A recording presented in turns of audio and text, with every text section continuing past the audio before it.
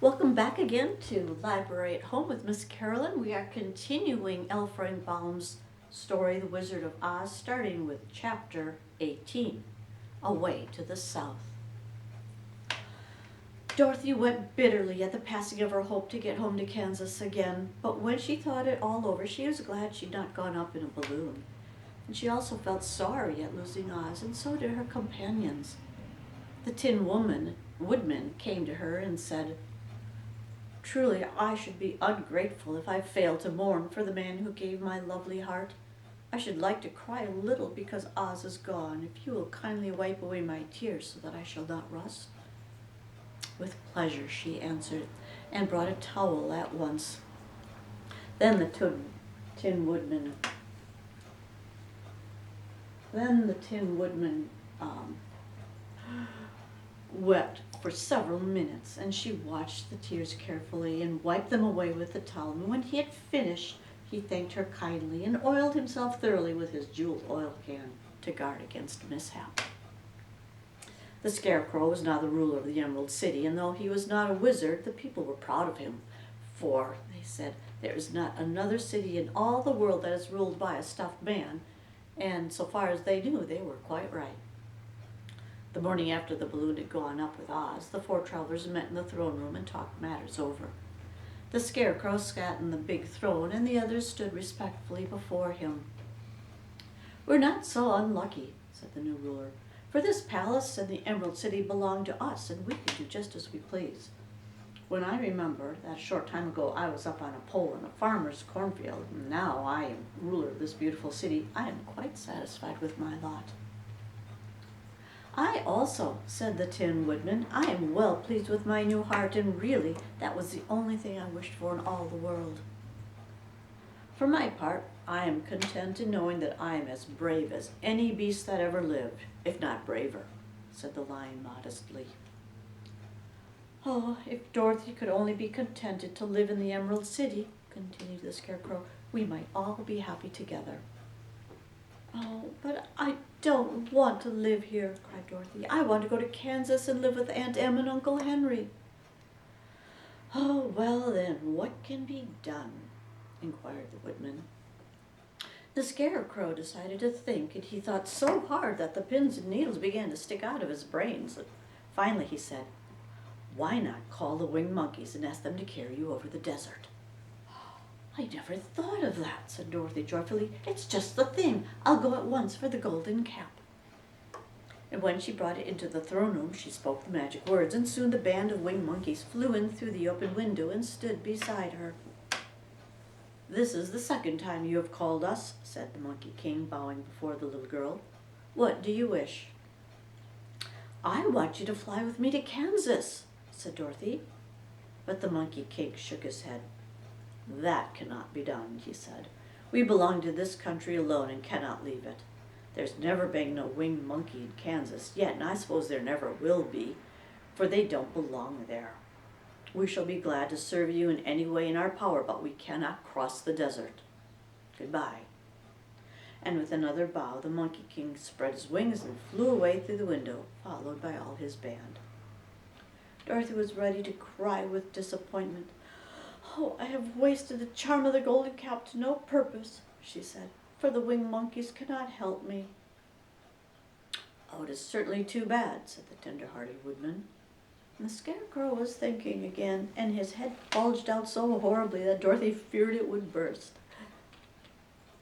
"Let us call in the soldier with the green whiskers," he said, "and ask his advice." So the soldier was summoned and entered the throne room timidly, for while Oz was alive, he was never allowed to come further than the door.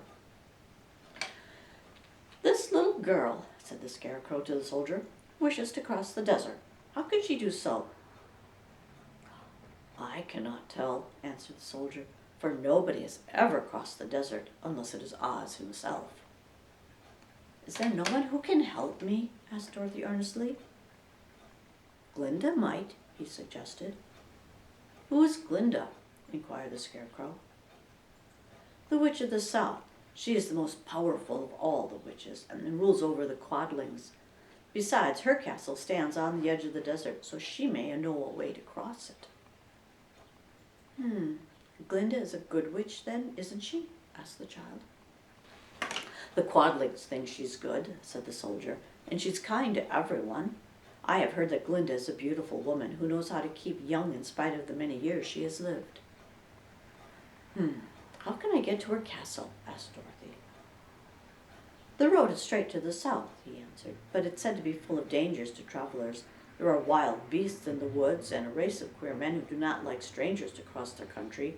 For this reason, none of the Quadlings have ever come to the Emerald City. The soldier then left them, and the Scarecrow said, It seems, in spite of dangers, that the best thing Dorothy can do is to travel to the land of the south and ask Glinda to help her.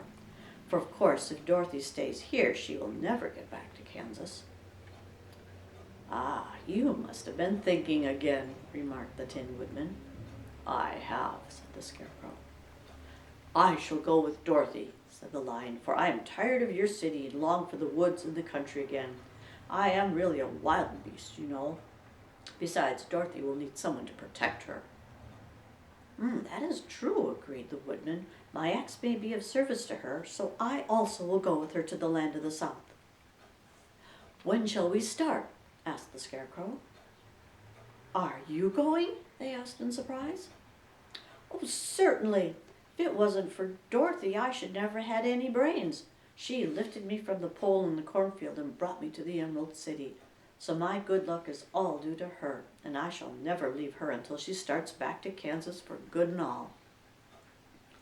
Thank you, said Dorothy gratefully. You are all very kind to me, but I should like to start as soon as possible. We shall go tomorrow morning, returned the Scarecrow. So, now let us all get ready, for it will be a long journey. Chapter 19. Attacked by the Fighting Trees. The next morning, Dorothy kissed the pretty green girl goodbye, and they all shook hands with the soldier with the green whiskers who had walked with them as far as the gate. When the guardian of the gate saw them again, he wondered greatly if they could leave the beautiful city to get into more trouble. But he at once unlocked their spectacles, which he put back into the green box, and gave them many good wishes to carry with them. So, you are now our ruler, he said to the Scarecrow, so you must come back to us as soon as possible. I certainly shall, if I'm able, the Scarecrow replied, but I must help Dorothy to get home first. As Dorothy bade the good-natured guardian a last farewell, she said, I have been treated very kindly in your lovely city, and everyone has been good to me. I cannot tell you how grateful I am. Don't try, my dear, he answered. We should like to keep you with us, but if it is your wish to return to Kansas, I hope that you will find a way. He then opened the gate to the outer wall, and they walked forth and started upon their journey. The sun shone brightly as our friends turned their faces toward the south of the land. They were all in the best of spirits and laughed and chatted together. Dorothy was once more filled with the hope of getting home, and the Scarecrow and the Tin Woodman were glad to be of use to her. As for the Lion, he sniffed the fresh air with delight and whisked his tail from side to side in pure joy at being in the country again, while Toto ran around them and chased the moths and butterflies, barking merrily all the time. Oh, city life does not agree with me at all, remarked the Lion as they walked along at a brisk pace. I've lost much flesh since I lived there. Now I'm anxious for a chance to show the other beasts how courageous I have grown. They all turned, took a last look at the Emerald City, and all they could see was the massive towers and steeples behind the green walls, and high up above everything, the spires and dome of the Palace of Oz. Oh, Oz was not such a bad wizard after all, said the Tin Woodman as he felt his heart rattling around in his breast. Oh, he knew how to give me brains, and very good brains too, said the Scarecrow. Oh, if Oz had taken a dose of the same courage he gave me, added the Lion, he would have been a brave man. Dorothy said nothing. Oz had not kept the promise he'd made her, but he had done his best, so she forgave him. And as he said, he was a good man, even if he was a bad wizard. The first day's journey was through the green fields and bright flowers that stretched about the Emerald City on every side. They slept that night on the grass with nothing but the stars over them, and they rested very well indeed. In the morning they traveled on until they came to a thick wood. There was no way to go around it, for it seemed to extend to the right and the left as far as they could see, and besides, they did not dare change the direction of their journey for fear of getting lost. So they looked for the place where it would be easiest to get into the forest. The Scarecrow, who was in the lead, finally discovered a big tree with such wide-spreading branches that there was room for the party to pass underneath. So he walked forward to the tree. But just as he came under the first branch, they bent down and twined around him, and the next minute he was raised from the ground and flung headlong into his fellow travelers. Well, this did not hurt the Scarecrow, but it surprised him, and he looked rather dizzy when Dorothy picked him up. "Here's another space between the trees," called the Lion. "Let me try it first," said the Scarecrow, "for it doesn't hurt me to get thrown about." He walked up to another tree as he spoke, but its branches seized him immediately and tossed him back again. "This is strange," exclaimed Dorothy. "What shall we do?"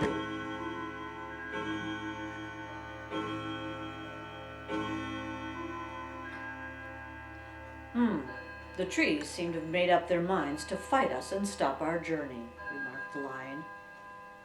"Well, I believe I will try it myself," said the Woodman, and shouldering his axe, he marched up to the first tree that had handled the Scarecrow so roughly. And when a big branch bent down to seize him, the Woodman chopped at it so fiercely that it cut it in two. And at once the tree began shaking all its branches as if in pain, and the Tin Woodman passed safely under it. "Come on," he shouted to the others. "Be quick!" They all ran forward and passed under the tree without injury, except Toto, who was caught by a small branch and shaken until he howled. But the Woodman promptly chopped off the branch and set the little dog free. The other trees of the forest did nothing to keep them back, so they made up their minds that only the first row of trees could bend down their branches, and that probably these were the policemen of the forest, and given this wonderful power in order to keep strangers out of it. The four travelers walked with ease through the trees until they came to the farther edge of the wood. Then, to their surprise, they found before them a high wall which seemed to be made of white china. It was smooth like the surface of a dish and higher than their heads. "What shall we do now?" asked Dorothy. "I will make a ladder," said the Tin Woodman, "for we certainly must climb over the wall." That is the end of chapter 19. Next time we'll read chapter 20, The Dainty China Country. We'll see you then.